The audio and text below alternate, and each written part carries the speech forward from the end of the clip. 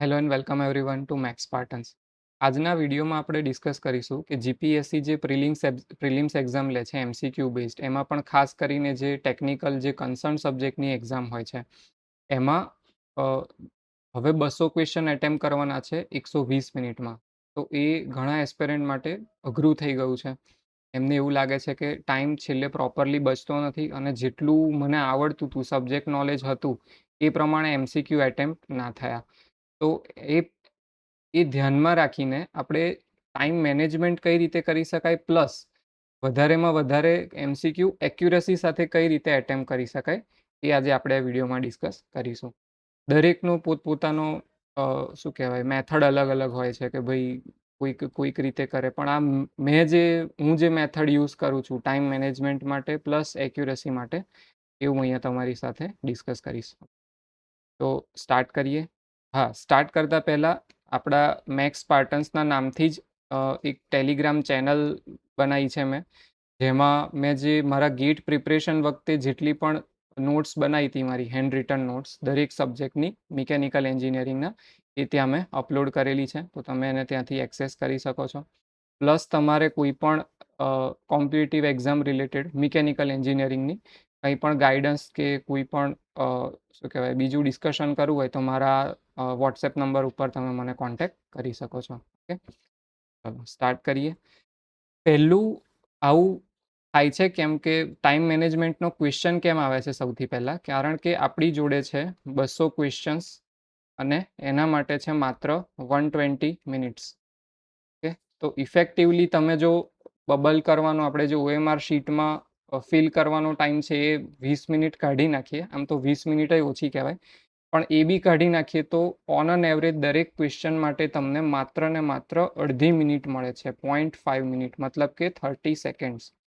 તો 30 સેકન્ડ્સમાં તમારે આખો ક્વેશ્ચન વાંચવાનો છે, સમજવાનો છે શું પૂછવા માગે છે, કરેક્ટ આન્સર સિલેક્ટ કરી અને તમારે એને ઓએમઆરમાં પણ ટીક કરવાનો છે. એ બધા માટે તમારી જોડે 30 સેકન્ડ્સ છે. ક્યારે? જ્યારે તમારે ઓલ 200 ક્વેશ્ચન્સ અટેમ્પ્ટ કરવા હોય ત્યારે, બરાબર. પણ આપણને બધાને ખબર છે કે ભાઈ ક્વોલિફિકેશન માટે કે કટ ઓફ ક્લિયર કરવા માટે 200 ક્વેશ્ચન એટેમ્પ્ટ કરવાની કે શું કહેવાય 200 માર્ક્સ લાવવાની, પૂરેપૂરા માર્ક્સ લાવવાની એવી હવે જરૂર રહી નથી. પહેલાં એક ટાઈમ હતો કે જ્યારે પેપર બહુ ઇઝી પૂછતા હતા. અમુક GWSSBના ભરતીના પેપરો હતા, એમાં તો લોકો 200માંથી 180, 185 એવો પણ સ્કોર કરી દેતા હતા. પણ હવે પેપર ડિફિકલ્ટીને ટાઈમ ક્રંચ એટલો વધી ગયો છે કે આ રીતનો સ્કોર કરવો તો ઇમ્પોસિબલ જ છે.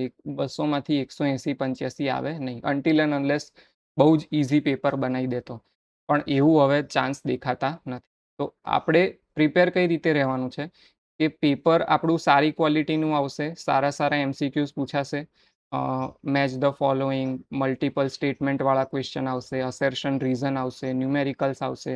આ બધું જ જ્યારે આપણા પેપરની અંદર હોય તો આપણને જેટલું આવડે છે એ બધું અપ્લાય કરીને સારામાં સારા માર્ક્સ કઈ રીતે લાવી શકાય, એ હવે આપણો ગોલ હોવો જોઈએ.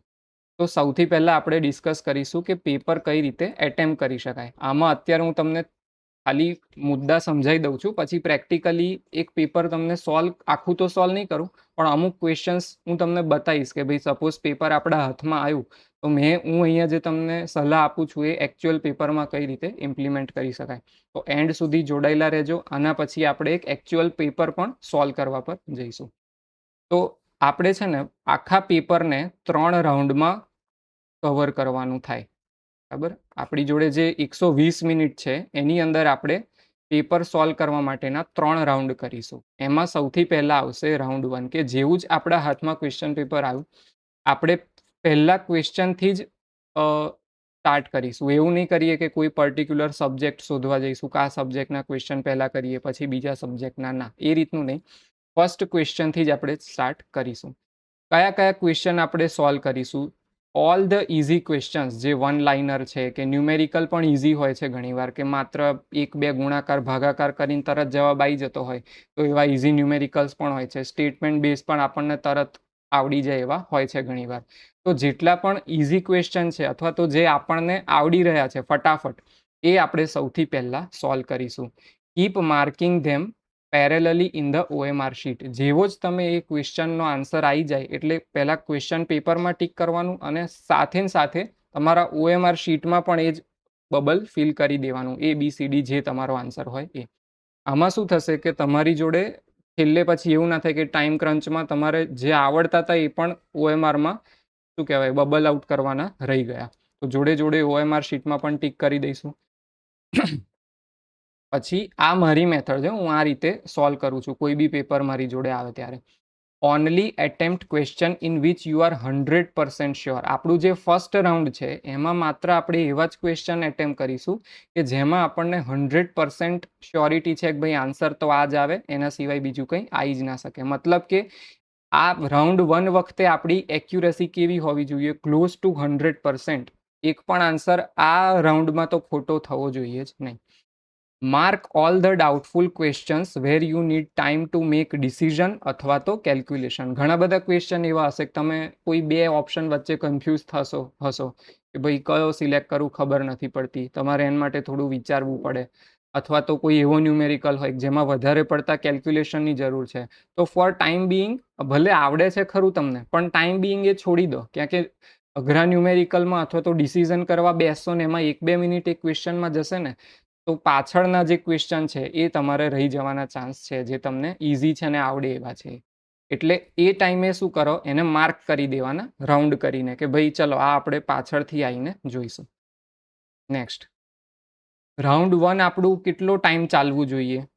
75 થી 90 મિનિટ. સવા કલાકથી 1.5 કલાકની અંદર, મેક્સિમમ 1.5 કલાક. 1.5 કલાકની અંદર તમારું રાઉન્ડ 1 જે છે આખા પેપરનું કમ્પ્લીટ થઈ જવું જોઈએ. બરાબર. જો તમને એક જ શું કહેવાય એક સાથે એવા બહુ બધા ક્વેશ્ચન આવી ગયા જે તમને ના આવડ્યા, અથવા તો આ રાઉન્ડ 1 પછી લેટ્સ સે તમે 200માંથી 80 ક્વેશ્ચન્સ એટેમ્પ્ટ કર્યા, બરાબર. તો તમે એવું ના વિચારતા કે અરે યાર 200માંથી પહેલા રાઉન્ડમાં તો 80 જ આવડ્યા, 120 નથી આવડ્યા. 120 નથી આવડ્યા એવું નથી, એમાં અમુક ડાઉટફુલ છે અને અમુક ન્યુમેરિકલ્સ છે જેમાં તમને વધારે ટાઈમની જરૂર છે. તો અહીંયા શું થશે, રાઉન્ડ 1 પત્યા પછી તમે 80 અથવા 90 જેટલા પણ ક્વેશ્ચન સોલ્વ કરેલા છે એ તમારા 100% પાક્કા માર્ક્સ થઈ જશે કે ભાઈ ટેકનિકલમાં મારા 200માંથી આ 80 થી 90 માર્ક્સ તો પાક્કા જ છે, કારણ કે આપણે આમાં કેવા ક્વેશ્ચન સોલ્વ કર્યા છે જેમાં આપણે 100% શ્યોર છીએ કે ભાઈ આ જ જવાબ આવશે. બરાબર. જો તમારે વધારે ક્વેશ્ચન સોલ્વ ના થાય એનો મતલબ સિમ્પલી એવો જ છે કે પેપર જે છે એ તમે એક્સપેક્ટ કર્યું હતું એના કરતાં થોડું વધારે ડિફિકલ્ટ આવ્યું છે. તમે ધારો કે એવું એઝ્યુમ કરીને ગયા હતા કે ભાઈ રાઉન્ડ 1માં આવું 110 120 તો એટેમ્પ્ટ થવા જ જોઈએ મારા, પણ એવા ના થયા અને ઓછા થયા તો પણ ગભરાવાનું નહીં. પેપર ડિફિકલ્ટી વધારે હોઈ શકે. ઓકે, બધા માટે ડિફિકલ્ટી સેમ જ છે. જો પેપર ડિફિકલ્ટ આવ્યું તો બધાને ઓછા જ આવવાના છે, એટલે કોઈ એ બાબતનો પેપરમાં સ્ટ્રેસ લઈને બેસવાનું નહીં. બરાબર. આ 75-90 મિનિટ પતે પછી ઘણાને એવું બી થાય કે ભાઈ બહુ ઓછા એટેમ્પ્ટ થયા, આ પેપર તો આપણું ધોવાઈ ગયું, આપણે પતી ગયું, હવે આપણા કટ ઓફ ક્લિયર કરવાના ચાન્સીસ નથી. એવું બધું વિચારવા એક્ઝામમાં નહીં બેસવાનું, એ બધું બહાર આવીને વિચારવાનું. એક્ઝામમાં કોઈ પણ જાતનો પેનિક કે સ્ટ્રેસ લેવાનો નહીં.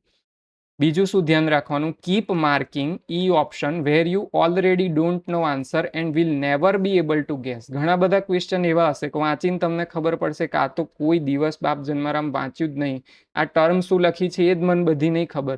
તો પછી એની અંદર વિચારવા બી ના બેસાય, સીધું ઈ ટીક કરી દેવાનું પહેલા જ રાઉન્ડમાં. કે ખોટો ટાઈમ વેસ્ટ કેમ કરવો એના પાછળ. તો આપણે એક ક્વેશ્ચન એલિમિનેટ તો થાય કે ચલો ભાઈ આ ક્વેશ્ચન તો કરવાનો જ નથી. તો પહેલા રાઉન્ડમાં જે ના આવડે એને ઈ ટીક પણ જોડે જ કરી દેવાના છે. ઈગો પર નહીં લઈ લેવાનું કે ભાઈ અમુક તો ક્વેશ્ચન મારા આ આવડે કેમ નહીં, આ તો મારે એટેમ્પ્ટ કરવાનો જ છે, આ તો આવડવો જોઈએ, એવું હોવું જોઈએ નહીં. બરાબર. ઈગો પર ના લેતા કોઈ ક્વેશ્ચન. તો અહીંયા આપણો રાઉન્ડ 1 કમ્પ્લીટ થઈ જશે 75 થી 90 મિનિટ્સમાં.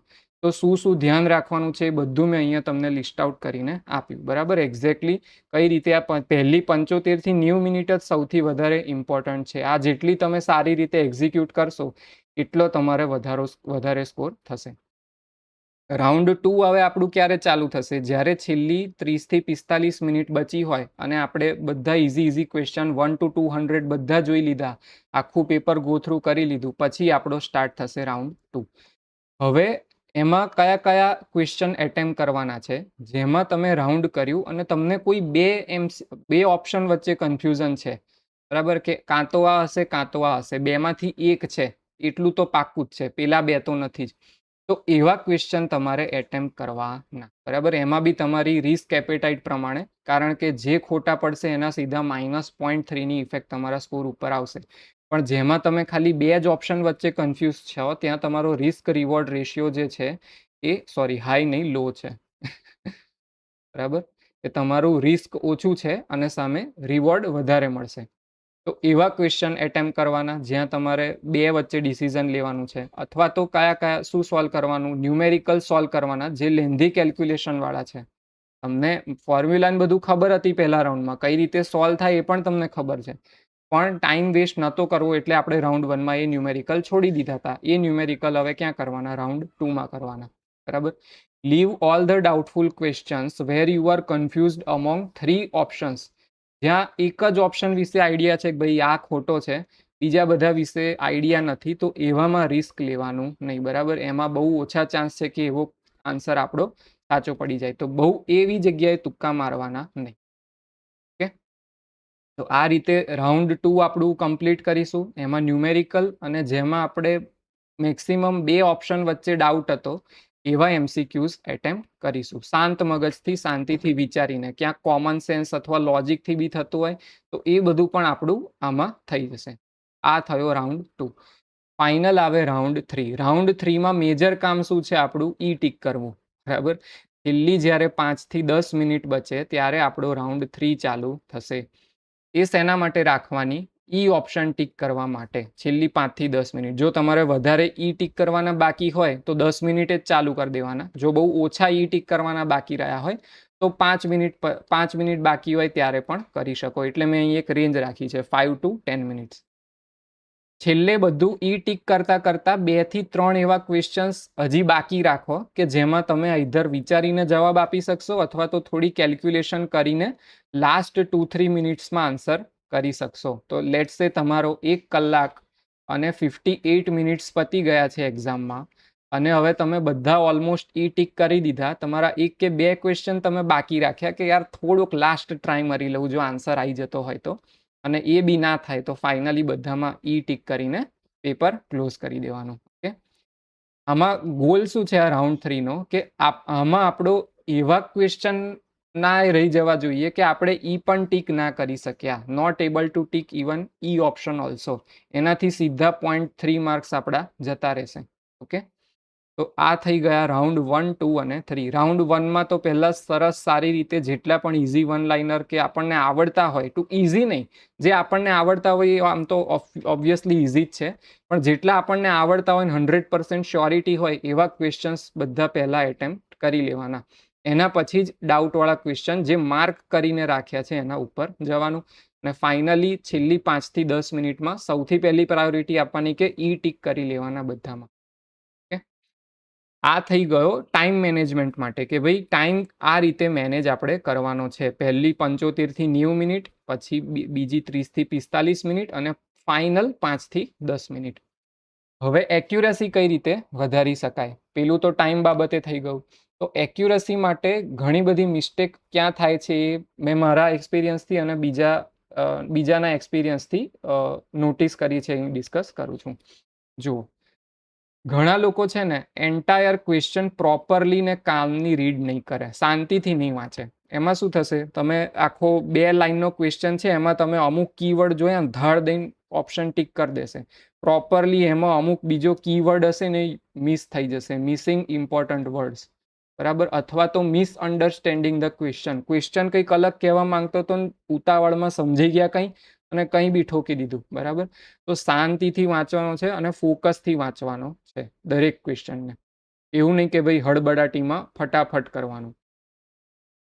Don't take pressure if you are not able to answer 5-6 questions in a row. ઘણીવાર શું થાય કે 5, 6, 7 ક્વેશ્ચન લાઇનમાં એવા આવી જાય, કોઈ સબ્જેક્ટ જ વચ્ચે આવી ગયો, ઇલેક્ટ્રોનિક્સ જેવો કે ઇન્ડસ્ટ્રીયલ એન્જિનિયરિંગ હવે તો એ બી અઘરું પૂછે છે, તો IEORના બહુ બધા ક્વેશ્ચન એવા લાઇનમાં આવી ગયા, કે કોઈ પણ ક્વેશ્ચન્સ આવ્યા કે ભાઈ ઘણું બધું ના આવડ્યું વચ્ચે, મોટો પાર્ટ એવો આવ્યો, તો બી પેનિક થવાનું નહીં, બરાબર. આવા લાઇનમાં ક્વેશ્ચન ના આવડે એ ઘણા બધા લોકો જોડે થાય છે. It happens two even best of us. મારી જોડે બી ઘણીવાર થયું છે. તો પ્રેશર નહીં લેવાનું એ વાતનું. જેવા જ તમે પ્રેશર અથવા સ્ટ્રેસમાં આવશો એટલે તમારા સિલી મિસ્ટેક કરવાના ચાન્સીસ વધી જશે.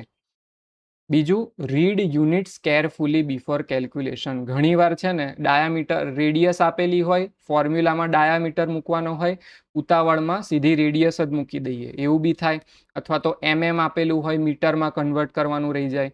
ઘણા બધા યુનિટ ટ્રાન્સફોર્મેશનમાં બી મિસ્ટેક થતી હોય છે અને તમે જે ખોટી રીતે ગણેલો છે ને એ બી ઓપ્શનમાં અવેલેબલ હશે જ, એટલે તમે તરત ટીક કરી દેશો એ ઓપ્શન. તો યુનિટ્સ અને બીજી વેલ્યુઝ શેની આપેલી છે એ બી ધ્યાનથી વાંચવાનું. Attempt less questions where you are not sure about the answer. આ બહુ જ ઇમ્પોર્ટન્ટ છે. એમાં શું થાય, ઘણા લોકોને પેપર આખું પતી જાય ને, આમ મતલબ ઓલમોસ્ટ કમ્પ્લીટ થઈ જાય એટેમ્પ્ટ, પછી 150 જ ટીક થયેલા હોય, એટલે અંદરથી આમ ખંજવાળ આવે કે અરે યાર 200માંથી 150 ટીક થયા, આવું તો ના હોય યાર, હજી બીજા 20-30 તો કરવા પડે, આમ તો કટ ઓફ ક્લિયર નહીં થાય. એટલે પછી દે ઠોક જ્યાં ના આવડતું હોય ને ત્યાં ABCD બીજું કંઈ બી ટીક કરશે. એવું કરવાનું નથી. જેટલા સારી રીતે 100% શ્યોરિટીથી અથવા તો 50-50% જેટલા કન્ફ્યુઝનમાં જેટલા ટીક કર્યા એટલા બરાબર છે. બાકી બ્લાઇન્ડ ગેસીસ કરવાના નહીં. એનાથી તો સાવ એક્યુરેસી તમારી ડાઉન જતી રહેશે. Don't go with target of attempting certain number of question. આ એ જ છે કે ભાઈ એક્ઝામમાં એવું લઈને નહીં જવાનું ભાઈ મારે 200માંથી 170-180 જેટલા તો એટેમ્પ્ટ કરવા જ પડશે, એટેમ્પ્ટ નહીં કરું તો કટ ઓફ સુધી નહીં પહોંચાય ને, એવું નહીં રાખવાનું. પહેલેથી વિચારીને નહીં જવાનું ભાઈ આટલા નંબર ઓફ ક્વેશ્ચન્સ તો કરવાના જ. પેપર ડિફિકલ્ટી પ્રમાણે જેટલા ક્વેશ્ચન એટેમ્પ્ટ થાય એટલા બરાબર છે. ઓકે, એવું કંઈ મગજમાં રાખવાનું નહીં કે ભાઈ આટલા તો કરવાના જ છે. તો આટલી વસ્તુઓ ધ્યાન રાખવાની ટાઈમ મેનેજમેન્ટ માટે અને એક્યુરસી સારી રાખવા માટે.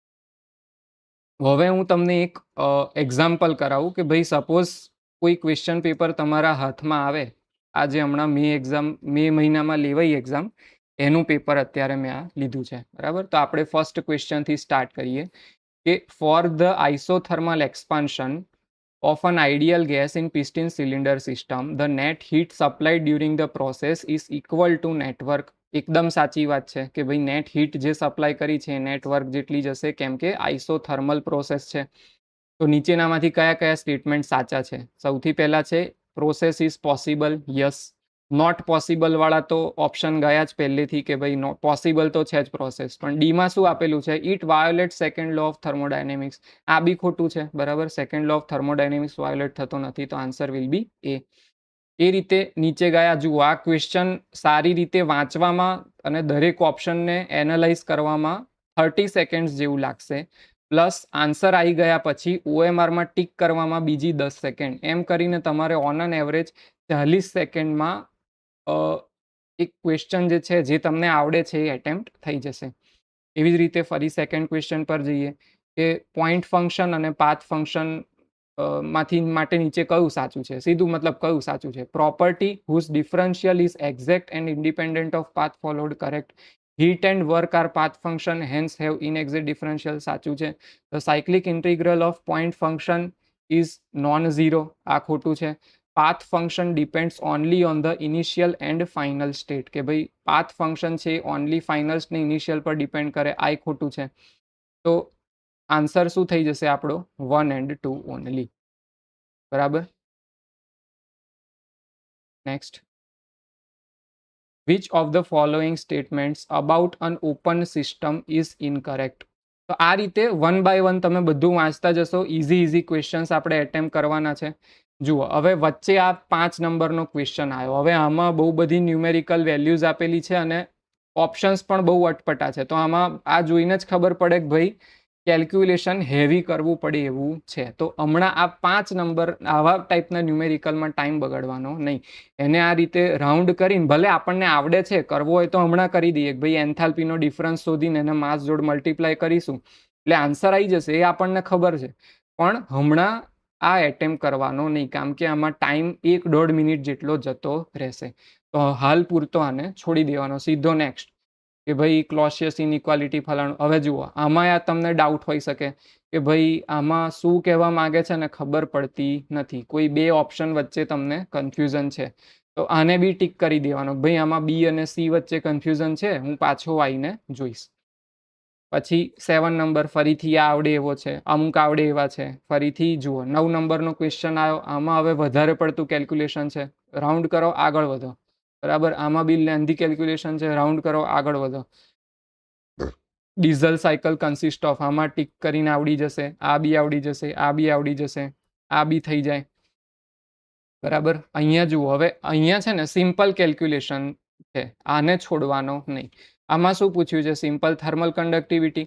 તો 30 આપણને હીટ આપેલી છે કે કેટલી હીટ પાસ થાય છે, યુનિટ જ ખોટો આપી દીધો છે હમણાં, પર કેલ્વિન ઓછું આવે, વોટ પર મીટર સ્ક્વેર આવશે.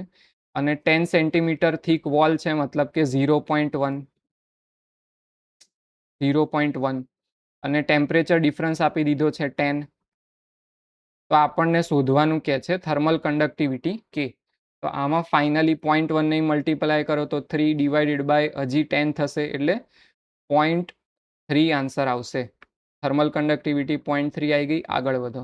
બરાબર, તો અમુક જે આવા ઇઝીલી થઈ શકે એવા હોય કે જેમાં કોમ્પ્લેક્સ કેલ્ક્યુલેશનની જરૂર નથી આપણને, એવા ક્વેશ્ચન પહેલાં ફટાફટ એટેમ્પ્ટ કરી લેવાના, એવા ન્યુમેરિકલ નહીં છોડવાના. પણ જેમાં આવી રીતે અટપટા શું કહેવાય વેલ્યુઝ આપેલી છે કે જેમાં થોડું વધારે એક્સટેન્સિવલી ગણતરી કરવી પડે એવું છે, એવું છોડી દેવાનું.